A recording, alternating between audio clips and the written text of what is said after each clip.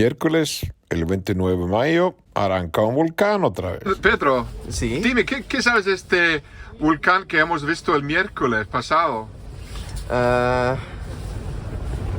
Pedro apenas notaba el volcán el miércoles, pero eso explica un poco que, bueno, la gente aquí no está muy preocupada. No, el volcán que arrancaba el miércoles pasado.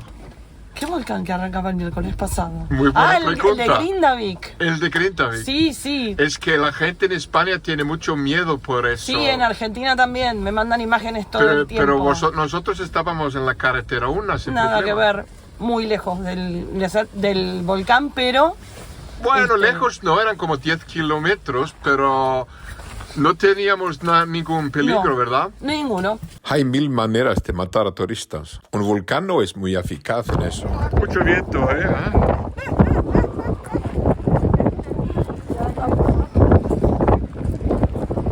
Mucho viento. Alô, olha, estou aqui com o Sr. Aren. Hola, Margarita. Ele vai dizer-te ¿Qué te pasa? ¿Por qué no estás con nosotros aquí? she is working, unfortunately. She's working. Okay, you'll But have to work. he's going to tell you a proper Viking greeting. Góðan daginn og vertu velkomin til Íslands, Margarita mín.